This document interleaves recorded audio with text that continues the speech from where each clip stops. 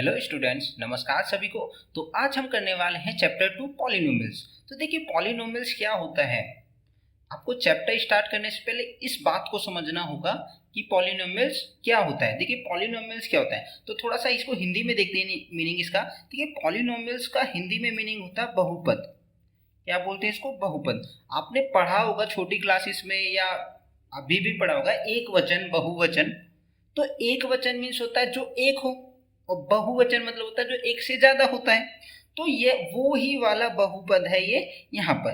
और पद में होते हैं आपके टर्म्स। तो यानी कि अगर हम इसको सेपरेट करें तो देखिए पॉलिनोमियल्स क्या होगा, तो इसको आप पॉली प्लस नोमियल्स ऐसे बोल सकते हैं। तो पॉली मीन्स हो गया आपका मैनी यानी बहु, और नोमियल्स मीन्स आपके हो गए टर्म्स यानी कि पद, यानी कि बहु पद। तो यानी कि एक एल्जेब्रिक एक्सप्रेशन जिसके अंदर आपके क्या हो, मैनी टर्म्स हो, वो क्या होता है आपका पॉलिनोमियल्स। अगर हम इसकी डेफिनेशन देखें तो आप कह सकते हो ऑल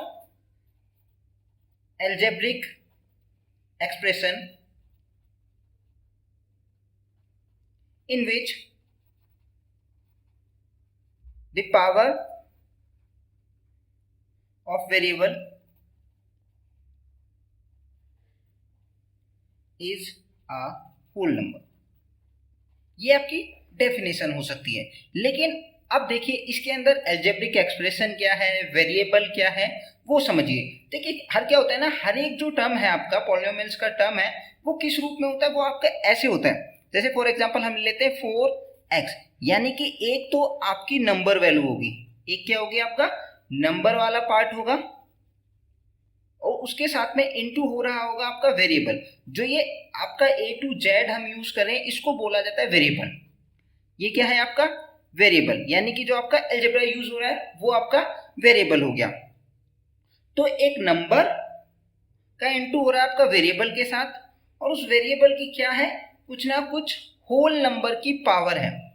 जो पावर क्या है आपकी होल नंबर में, होल नंबर मतलब जीरो। होल नंबर क्या होते हैं आपके 0 1 2 3 इस तरीके। यानी कि पॉलिनोमियल्स के अंदर वेरिएबल की पावर कभी भी नेगेटिव नहीं होती है। पावर कैसी होगी आपकी, पावर होगी आपकी होल नंबर में। जनरली आप किसी भी पॉलिनोमियल्स को क्या करते हैं, इस तरीके से लिखते हैं normally, a x square plus b x plus c. तो यहाँ पे देखिए टर्म्स, टर्म्स भी आया था आपका टर्म्स। तो टर्म्स क्या होते हैं, देखिए टर्म्स जो होते हैं वो ये है, ये एक टर्म है, ये एक टर्म है, और ये भी आपका एक टर्म है।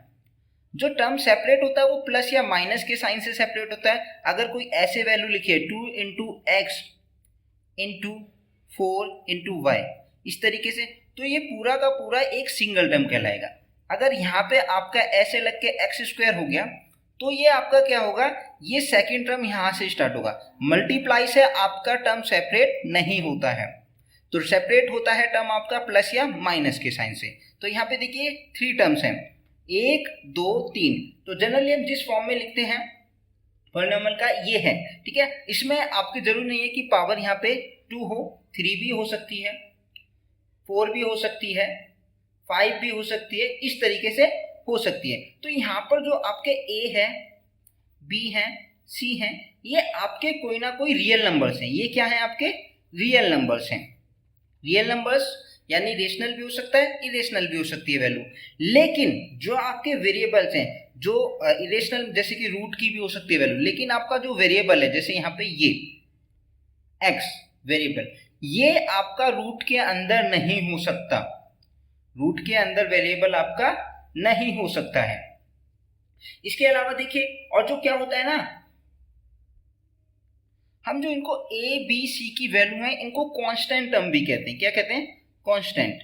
कांस्टेंट माने होता है कि जिसकी वैल्यू सेम रहेगी, जिसकी वैल्यू क्या रहे, सेम रहेगी। अब देखिए सेम यानी कि जैसे मैंने एक इक्वेशन ले लेता हूं, चलिए एग्जांपल के लिए मैंने ली 4x square plus 2x plus 3, ये एक इक्वेशन ले ली। तो यहाँ पे ये ए, ये बी की वैल्यू, ये आपकी सी की वैल्यू। तो यहाँ क्या होगा, जो कांस्टेंट टर्म है 4 या 2 ले लेते हैं, तो देखिए इसके अंदर क्या होगा आपका 4 की वैल्यू आप कभी भी देखिए सेम रहेगी, चाहे आप 9th क्लास में पढ़िए तो भी वो 4 ही होगा, 10th में पढ़िए तो भी 4 होगा, इंडिया में भी 4 होगा, आउट ऑफ इंडिया भी 4 की वैल्यू 4 ही होगी। ठीक है, तो वो होता है आपका कांस्टेंट टर्म। ये क्या हुआ आपका कांस्टेंट टर्म। तो वेरिएबल देखिए यहाँ आपको बताया था नंबर पार्ट जो होगा आपका कांस्टेंट हो गया, और जो वेरिएबल जो आपका ये अल्फाबेट का यूज किया है हमने यहाँ पे एक्स का, तो ये A to Z x y z जो भी यूज होगा, ठीक है, तो ये आपका वेरिएबल हो जाएगा। ये क्या हुआ आपका वेरिएबल। अब वेरिएबल क्या होता है, वेरिएबल मीन्स होता है वेरी करना, वेरी मीन्स अलग अलग, यानी कि इसकी जो वैल्यू हो सकती है वो डिफरेंट डिफरेंट आ सकती है। वो क्या हो सकती है, अलग अलग हो सकती है, डिफरेंट हो सकती है हर बार। देखिए हर सवाल में आपने दे सॉल्व करे होंगे बहुत सवाल, एक्स की वैल्यू कभी कुछ आती है कभी कुछ आती है, तो यानी कि वो वेरिएबल है, वहां पर वैल्यू आपकी क्या होंगी, बदल सकते हैं, लेकिन कांस्टेंट पार्ट की वैल्यू उतनी ही रहती है। अब देखिए टाइप्स ऑफ पॉलिनोमियल्स बताते हैं। पॉलिनोमियल्स के क्या है, बांट सकते हो आप, क्योंकि पॉलिनोमियल्स के अंदर क्या है, बहुपद यानी मैनी टर्म्स हैं, तो हम टर्म्स के बेस पे पॉलिनोमियल्स को क्या करते हैं, पहले बांटते हैं टर्म्स के बेस पे, ऑन द बेसिस ऑफ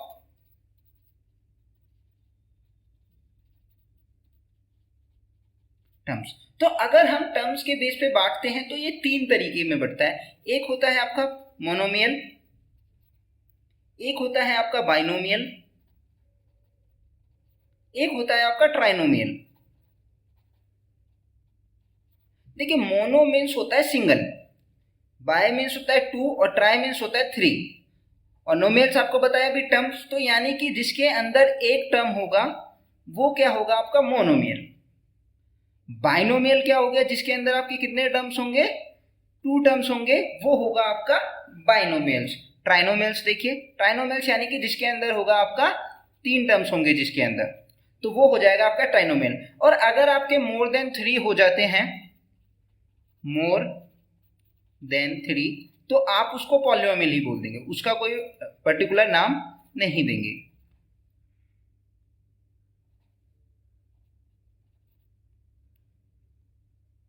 तो उसको कहेंगे आपका पॉलिनोमियल।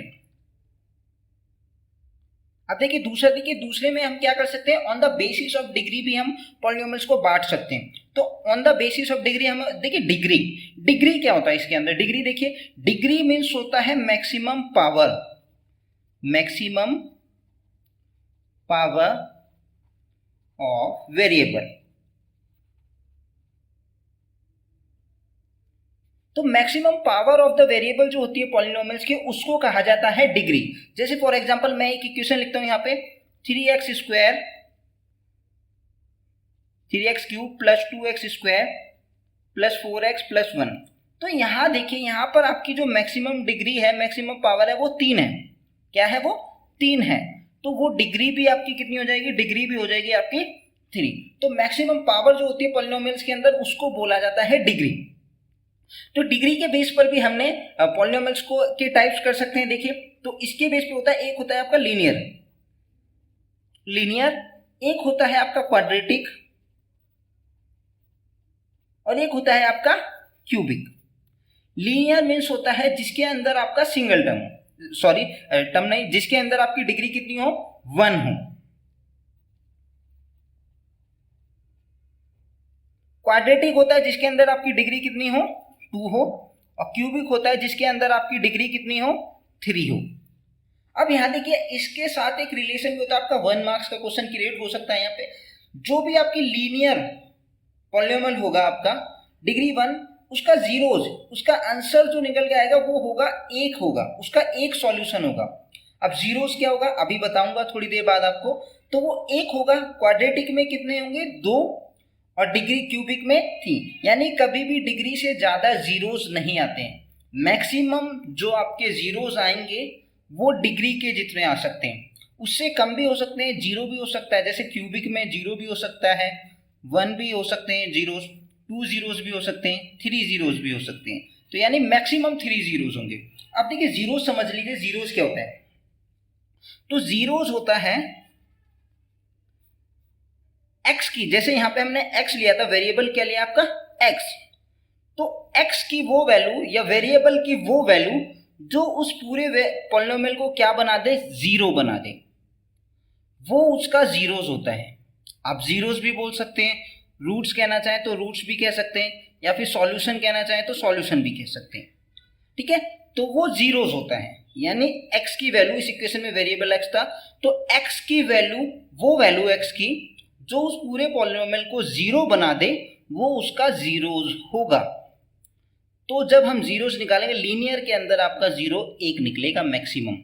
जीरो भी हो सकता है जीरो आए या फिर एक आए, हो सकता है उसके दो। अब क्वाड्रेटिक में हो सकता है एक भी सॉल्यूशन ना हो, एक भी जीरो ना हो, कोई भी सॉल्यूशन ना निकले उसका, या फिर 1 आए या फिर 2 आए, लेकिन मैक्सिमम इतना होगा जितनी आपकी डिग्री होती है।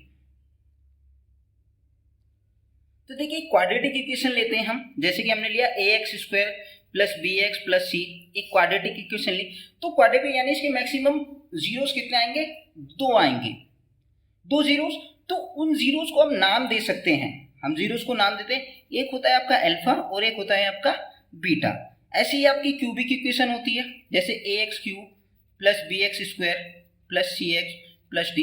तो यहाँ पे जो आपके क्या होंगे, मैक्सिमम 3 आएंगे, तो उनको नाम दिया जाता है अल्फा, उन जीरोस को, बीटा एंड गामा। तो ये 3 आते हैं। इन जीरोस के बीच में क्या होता है, आपका रिलेशन भी होता है। तो क्या रिलेशन होता है देखते हैं उसको भी। तो आपके जो जीरोस आए उनको नाम दिया अल्फा बीटा गामा, ये क्यूबिक के लिए था, जब आपकी क्यूबिक पॉलिनोमियल होगा। जब आपका क्वाड्रेटिक पॉलिनोमियल होगा तो उसके अंदर अल्फा आएगा एंड बीटा आएगा। आपकी जो एनसीईआरटी की बुक में है वो जनरली क्वाड्रेटिक है, अल्फा बीटा, क्यूबिक का यूज नहीं है, तो हम क्वाड्रेटिक पढ़ेंगे यहाँ पर। ठीक है, लेकिन मैं रिलेशन बता देता हूँ क्या होता है इनके बीच में। ठीक है, जब आपके दो जीरोस आएंगे क्वाड्रेटिक के अंदर, तो उन जीरोस को, उन अल्फा और बीटा, उनको नाम दिया गया। जब आप उनको ऐड करोगे तो उसकी वैल्यू होगी -b/a, और जब उन जीरोस को इंटू करोगे वो होगी c/a। अब ये b/a और c/a क्या है, आपको देखिए एक स्टैंडर्ड फॉर्म बताई थी मैंने, आपकी जो जनरली होती है वो क्या होती है, ax² plus bx plus c, ये होता है। तो यहाँ पे x² के साथ जो कोफिशिएंट है ये होता है आपका कोफिशिएंट, तो उसके साथ x के साथ बोलेगा तो x का कोफिशिएंट b हो गया, यानी जो उसके साथ मल्टीप्लाई हो रहा है वो होता है उसका कोफिशिएंट, वो न्यूमेरिक वैल्यू जो उसके साथ मल्टीप्लाई हो रही है उसे कोफिशिएंट बोलते हैं। ठीक है, तो यहाँ देखिए a हो गया आपका x² के साथ कोफिशिएंट वाला, और b हो गया आपका x के साथ जो कोफिशिएंट है, और c आपका तीसरा कांस्टेंट टर्म हो गया। ये होता है अल्फा बीटा के बीच में रिलेशन। अब देखिए इधर क्यूबिक के अंदर क्या होता है, इसके अंदर अल्फा प्लस बीटा प्लस आपका गामा, जब इन तीनों को ऐड करते हैं तो इसका भी -b/a ही होता है। और फिर होता है आपका अल्फा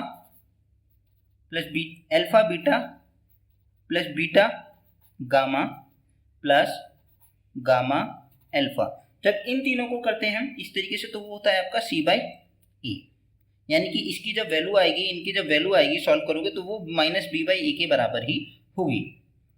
और फिर अगर इसका प्रोडक्ट करें alpha into beta into gamma, तो वो होती है आपकी -d/a। ये इन जीरोस के बीच में रिलेशन है।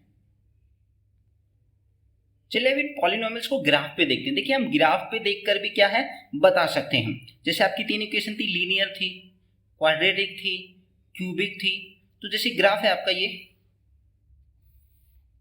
एक्स एक्सिस है, ये एक्स डैश यानी इधर नेगेटिव वैल्यू, ये वाई डैश, इसको बोलते हैं एक्स एक्सिस और इसको बोलते हैं आपका वाई एक्सिस।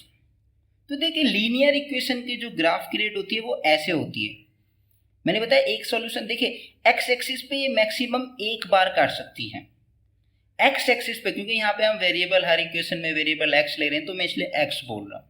ठीक है, तो देखिए यहाँ पे वेरिएबल इक्वेशन का नाम इस तरीके से होता है px, और उसकी कुछ वैल्यू ऐसे है, इसलिए देखिए यहाँ पे जो वैल्यू है x, तो वो उस एक्सिस पे, अगर यहाँ y होता तो ऐसे होती, तो यहाँ पे y को देखते y को कहाँ काट रहा है।